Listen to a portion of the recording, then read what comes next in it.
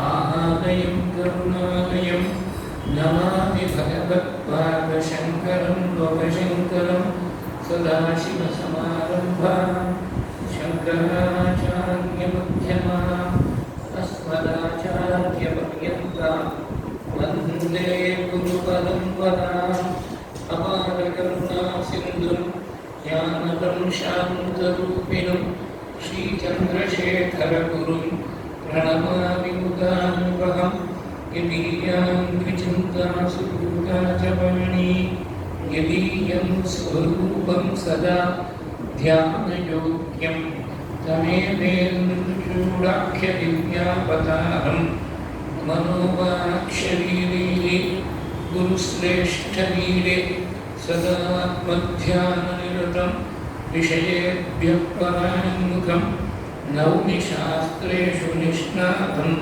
चन्द्रशेखरभारतीं दोर्भिर्युक्ता चतुर्भिः स्फटिकमणिमयीम् अक्षमालां दधाना हस्ते नीकेन पद्मं सितमपि च शुकं पुस्तकं चापरेण भासा कुन्देन्दुशङ्खस्फटिकमणिनिभा भासमाना असमाना सा मे वाग्देवतेयं निवसतु वदने सर्वदा सुप्रसन्ना जन्माद्यस्य यतोऽन्वयात् इतरतश्च अर्थेषु अभिज्ञस्वराट् तेने ब्रह्महृदाय आदिकवये मुह्यन्ति यत्सूरयः तेजो वायुः यथा विनिमयः यत्र तु सर्गो मृषा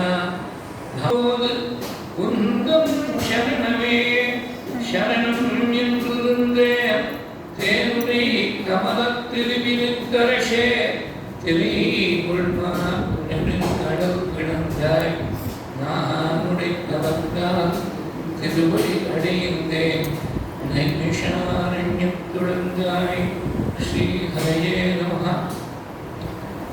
राधा रुक्मिणी सत्यभामा समेत श्री गोपाल कृष्णाय परब्रह्मणे नमः गुरुपवनपुरेशाय नमः सद्गुरुचरणारविन्दाभ्यां नमः वाग्देव्यै नमः ओं धर्मते नमः स्वस्त्यस्तु समस्तसन्मङ्गलानि सन्तु समस्तैश्वर्यप्राप्तिरस्तु श्लोकैकदेशश्रवणपठनमात्रेण श्रोतॄणां धर्मादिलिखितपुरुषार्थ सिद्धिप्रदे समस्तकलिकल्मषापनोदनपटुतले श्रीमद्भागवते महापुराणे पारमहंस्यां संहितायाम् अष्टमस्कन्धे अद्य वर्तमानकथाप्रसङ्गः पूर्वकथाः सङ्ग्रहश्च श्रीहरये नमः।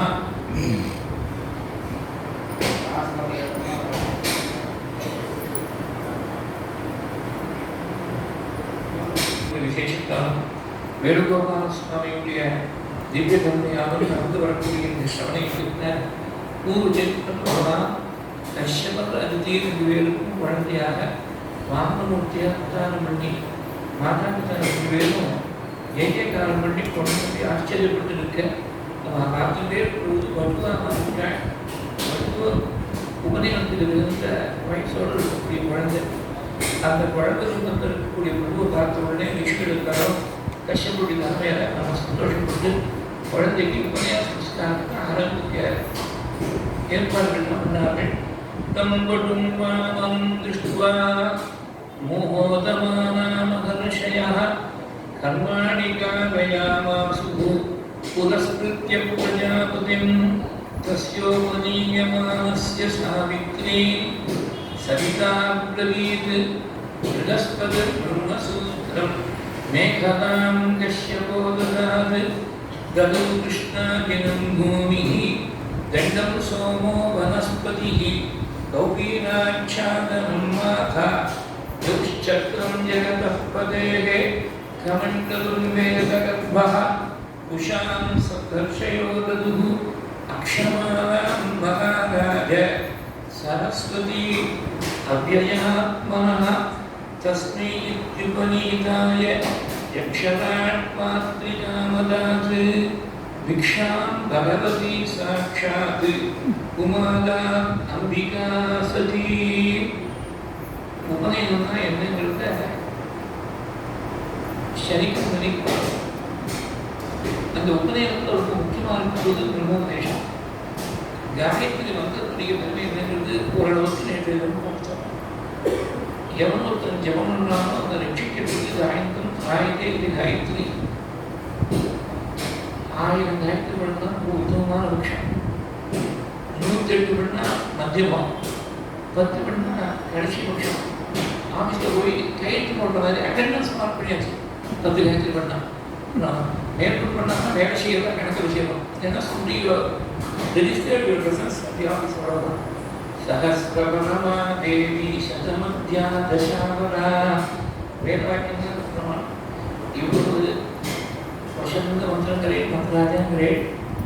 இதுக்கு ஆயிரம் ஒவ்வொரு முறை பண்ணாலே சர்வபாகத்தையும் கூட்டி வச்சு சர்வக்ஷேமத்தையும் இருக்கக்கூடிய சக்தி உள்ள மந்திரத்தை 1000 இதுக்காக பண்ணணும். அப்புறம் ஒரு கேள்வி. சாதாரணமாக எந்த மந்திரமாக இருந்தாலும் மாட்டுக்குட்டி சொல்லப்பட்டு 1000 கொஞ்சம் ஜாஸ்தி. அதே மாதிரி புண்ணியக்ஷேத்திரங்களில் பண்ணும்போது சிவசன்னிதியோ விஷ்ணு சன்னிதியோ பண்ணிட்டா அனந்தமான பலம். அனந்தம் விஷ்ணு சன்னிதோ அனந்தம் சிவசன்னிதோ அப்படின்னு 2 வாக்கியங்கள் இருக்கு. ஒரு சின்ன ஒரு தொட்டிலையாவது ஒரு மண் சட்டிலையாவது ஒரு துளசி மானம் வச்சுருப்பான். ஒரு பாரத ரீதியாக வச்சுருப்பான். ஃப்ளாட்டாக இருந்தால் கூட வச்சுருப்பான். அந்த துளசி சாட்சாத் கிருஷ்ணஸ்வரூபம்னு பத்மபுராணத்தில் இருக்குது. துளசீச்ச வசந்தஸ்ட புருஷோத்தமே வச்சா ஏதேஷாம் தத்துவத பிராகேகி ந பிரசக்பாவிஷ்யதேன்னு இருக்குது. அதனால் துளசி மாடத்து பக்கத்தில் ஜபம் பண்ணுறது இல்லை. அங்கே கன்வீனியண்ட்டாக இல்லை, அது எங்கேயோ ஒரு நூக்கில் இருக்குது, கார்னரில் இருக்குது. ஜபம் பண்ணுறதுக்கு இடம் போகிறது சௌரியமாக இல்லை. சௌரியமாக எங்கே இடம் இருக்கோ ஹாலில் ஏதோ ஒரு ரூமில் ஃபேனெல்லாம் போட்டுன்னு சௌரியமாக உட்காந்துட்டு ஏற்றாப்பில் ஒரு பலகார பாகவத புஸ்தகம் வச்சுருந்தோம். பாகவதம் சாட்சாத் கிருஷ்ணஸ்வரூபம்னு இருக்குது. அப்போ அனந்தமான பலன் கிடைக்கும். அனந்தமான பலன்னா அந்தந்த சந்நிதிக்கு இருக்கக்கூடிய விசேஷத்தை சொல்கிறதுக்காக ஏற்பட்ட வாக்கியமே தவிர, அதனால் அனந்தமான பலம். ஒரு காயத்ரி விஷ்ணு சந்நிதியில் பண்ணியாச்சு, ஜென்மாவுக்கு இனிமேல் காயத்ரியே பண்ண வேண்டாம், அனந்தமான பலம் ஆச்சே, அப்படி அர்த்தம் இல்லை. That is not the spirit. The spirit is only to emphasise the importance of the place. நீ புண்ணியக்ஷேத்திரத்தில் பண்ணால், புண்ணியமான இடத்துல பண்ணால் அதுக்கு பலன் மிகுந்து போகிறதுன்னு சொல்கிறதுக்காக வந்த விஷயமே தவிர, நீ ஒரே ஒரு காயத்ரி பத்திரிக்கு 1000 பங்கு பலன் இருக்குது. மாட்டுக்குட்டியில் போய் ஒரே ஒரு காயத்ரி பண்ணால் 6 நிமிஷத்தில் வெளியில் வந்துவிட்டான். இந்த காயத்ரி ஜபத்தில் சேருமா? 1000 பண்ணணும்னு ஏன் சொல்கிறா? ஏன் உத்தம பக்ஷம் சகசிராபர்த்தி அப்படின்னு சொல்லியிருக்கா? அப்படின்னாக்க இது ரொம்ப முக்கியமாக தெரிஞ்சுக்கணும். ஒரு பக்கத்தில் அது புண்ணியத்தை கொடுத்து பாப்பத்தை நிவர்த்தி பண்ணுறது அதெல்லாம் ஒரு பக்கம் இருக்கட்டும். அல்டிமேட்லி பார்த்தீங்கன்னாக்க இத்தனை மந்திர ஜபங்கள், இத்தனை உபாசனா மார்க்கங்கள் எல்லாமே மனசை அடக்கிறதுக்காக தான் சொல்லியிருக்கா ரிஷிகள். மனசு தான் பெரிய தடை. பிரம்மஸ்வரூபத்தை தெரிஞ்சுக்கிறதுக்கு நேர் தடையாக இருக்கக்கூடாது, நேர் சத்ருவாக இருக்கக்கூடாது மனசு. அதனால் வேதாந்த சாஸ்திரங்களில் கடைசியில் பிரம்மஜானம் வந்தப்புறம் 2 நிலைகள் சொல்கிறார். மனோநாசம்னு ஒன்றும், அதே மாதிரி வாசனாக்ஷயம்னு ஒன்றும். இந்த 2 விஷயங்களையும் வேதாந்த சாஸ்திரங்கள் பேசுவது. அந்த மனசை முதல்ல சுத்தம் பண்ணணும். ஆடிண்டே ஓடிண்டே இருக்க மனசை ஒரு நிலையில் கொண்டு நிறுத்தணும். சுத்தம் பண்ணுறதுக்காக தான் கர்மா. பக்திங்கிறது ஓடிண்டே இருக்கக்கூடிய மனசை ஒரே நிலையில் கொண்டு நிலைக்கும்படியாக செய்யறதுக்காக பக்தி. பக்தி மார்க்கத்தை பார்த்தீங்கன்னு சொன்னாலே it is absolutely repetitive in nature.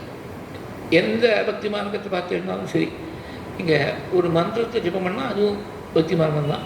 ஒரே மந்திரத்தை ஒரு 1000 ஆவர்த்தி பண்ணு அப்படிங்கிறா. பூஜை பண்ணாலும் பக்தி மார்க்கம் தான். தினம் 50 வருஷமாக பூஜை பண்ணிருக்கேன். சிவ பூஜை தினம் அதே ருத்ரம், அதே சமக்கம், அதே புல் சுத்தம் தான். 50 வருஷமாக பண்ணிட்டுருக்கேனே, கொஞ்சம் மாறி பண்ணலான்னு சொல்லிவிட்டு பரமேஸ்வரன் தூக்கி அபிஷேகத்துக்காக எடுத்து வச்சுட்டு விஷயத்வோர்ஜேத்வா பாஜவஸ்த தேவோவஸ்தவிதா சொல்லாமா?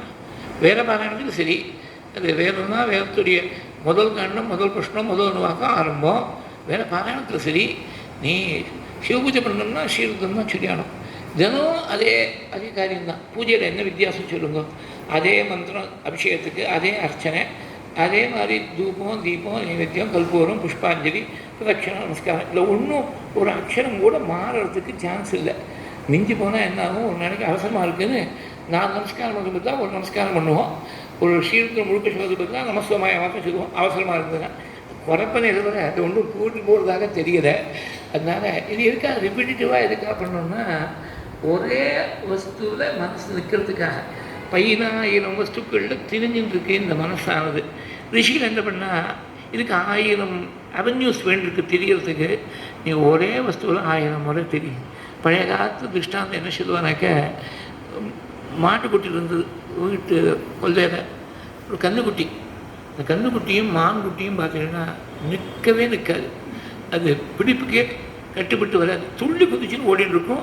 மாட்டுக்குட்டியில் போய் பார்த்தா தான் தெரியும். பின்னாடி ஓட முடியாது, நம்மளால் ஓட முடியாது. ஒரே பாய்ச்சலாக அது மாட்டில் 10 அடி தாங்கி போயிடும். ஆனால் அந்த கன்றுக்குட்டியை எப்படியாவது கண்ட்ரோல் பண்ணணும். எப்படி கண்ட்ரோல் பண்ண, அது ஓடக்கூடிய வெட்ட வெளியாக இருக்குது. கிராமங்களில் வயல் இருக்குது, அது மாட்டை கண்ணு தெரிய மட்டும் வயலாக இருக்குது.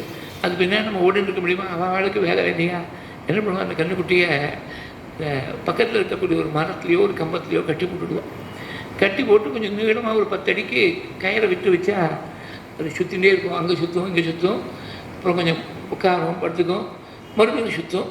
இந்த 10 அடி லெங்த் ஆஃப் ரோப் தான் அதுக்கு ரேடியஸ். அந்த ரேடியஸ் தெரிஞ்சாப்புல ஒரு சர்க்கிளில் சுற்றிகிட்டே இருக்கும். அப்புறம் ஆசைந்து போடும்போது உட்காந்துக்கும், மறுபடியும் 10 நிமிஷம் கழிச்சு மறுபடியும் துள்ளி குதிக்கும். அந்த மாதிரி பல இடங்களில் சுற்ற வேண்டிய கன்றுக்குட்டியை ஒரே இடத்துல திருப்பி திருப்பி பல முறை சுற்றும்படியாக செய்யக்கூடிய ரீதியில் பல விஷயங்களில் தெரியக்கூடிய இந்த மனசுடைய இயல்பை ஒரே வஸ்துவில் திரும்பி திரும்பி பல முறை ஈடுபடும்படியாக அப்படி செஞ்சுருக்காங்க. மாடர்ன் எக்ஸாம்பிள் ஒன்று சொல்கிறதா இருந்தால், ஒருத்தருக்கு டைப் 2 டயபெட்டிஸ். உங்களுக்கு 50% பாப்புலேஷன் ஆஃப் ஒரு 50 வயசு மேலே ஆகிடுச்சுனாக்க 50%க்கு இந்த டைப் 2 டயபெட்டிஸ் இருக்குது. அதுக்கு 2 விஷயங்கள் சொல்கிறேன். ஆகாரம் கரெக்டாக இருக்கணும், டயத்தில் இருக்கணும், கண்ட்ரோல்டாக இருக்கணும். எக்ஸசைஸ் வாக்கிங் ரொம்ப முக்கியம். தினம் ஒரு வாக்கிங் போயிட்டு வா அப்படிங்கிற வாக்கிங்லாம் அதுக்கு என்ன போதாங்கிற அதுக்கு ஸ்பெஷலாக எங்கேயாவது அதுக்கு ஒரு ஒயிட் ஷார்ட்ஸ், ஒரு ஒயிட் டிஷர்ட், ஜாகிங் ஷூஸ், அதுக்கு சாக்ஸு, இதெல்லாம் இப்போ கடையில் போய் வாங்க வேண்டாம். ஏதோ கிளிக் பண்ணால் போதும், கேஷ் ஆன் டெலிவரி இல்லை ஏதோ ஆன்லைன் பேமெண்ட்டு வாசலில் கொண்டு விட்டுடுவோம். அவன் மாட்டை கொடுத்துட்டு போயிடுவான். அமேசான் அது இது ஃப்ளிப்கார்ட் எல்லாமும் இருக்கேன். ஏதாவது ஒரு போர்ட்டல் தான் கொடுத்துட்டு போயிடுவான். அப்புறம் இவன் தனியாக போகக்கூடாதுன்னு சில பேர் தனியாக போகக்கூடாதுன்னு சொல்லிவிட்டு ஒரு ஷுவாவை வேறு கூட அழைச்சிட்டு போகிறான். பழைய காலத்தில் கோ இருக்கும், வீட்டுக்கு வீடு பசுமாடு இருக்கும். இப்போ வீட்டுக்கு வீடு அந்த பசு இருக்க வேண்டிய இடத்துல ஷுவா இருக்குது. பசு இல்லாத ஒருத்தன் என்ன பண்ணால், ஒருத்தன் ஷுவாவும் இல்லை, இவன் தனியாக போயிட்டான். அவன் மாட்டை வாக்கிங் போனான். வாக்கிங் போயிட்டே இருக்கிற போது திடீர்னு ஏதோ தலை சுற்றுற மாதிரி இருந்தது. அவன் பேர் உட்காந்துட்டான், ஒன்றும் புரியல, கொஞ்சம் மயக்கம் போட்டு விழுந்துட்டான். இந்த சுகர் ஜாஸ்தியாக போனாலும் தலை சுற்றும், சுகர் குறைஞ்சி போனாலும் தலை சுற்றும். சிம்டம் ஒரே மாதிரி இருக்குது. புதுசாக இந்த மாதிரி ஒருத்தனுக்கு அனுபவம் வரும்போது இது குறைஞ்சிருக்கா கூட்டிருக்கான்னு தெரியல. குறைச்சலாக இருந்துருக்கோம் ஆபத்து ஜாஸ்தி. அதனால் குறைச்சலாக இருந்தால் உடனே இருந்தாலும் என்ன சொல்லுவாள், விஷமாக இருக்கிற வாழ்க்கை கையில் ஏதாவது ஸ்வீட்டை வச்சுக்கோ, குறைஞ்சி போனால் டக்குன்னு ஒரு ஸ்வீட்டை வாங்கி போட்டுருவோம் அப்படின்னு சொல்லுவாள். இவனுக்கு ஒன்றும் தெரியாது. அப்போ விழுந்துட்டான் மயக்கம் போட்டு. யாரோ தன் தெருவில் போயிருக்கோம் பார்த்தான். இவன் பாக்கெட்டில் இருக்கக்கூடிய ஃபோனை பார்த்து லாஸ்ட் கால் நம்பரை கூப்பிட்டு எப்படியோ கண்டுபிடிச்சி ஒரு ஆட்டோவை கூப்பிட்டு இவனை ஆட்டோவை கொண்டு விட்டான். இனிமேல் நீங்கள் ஜாகிரதையாக பார்த்துக்கோ, நான் அதை விட நான் வந்தேன், யாராவது போக்கில் வந்திருந்தாங்கன்னா அந்த ஃபோனையும் திருண்டு போயிருப்போம், அம்போன்னு விட்டுட்டு போயிருப்போம், அதனால் ஜாகிரதையாக பார்த்துக்கோ, தனியாக அனுப்பாதுங்கன்னு.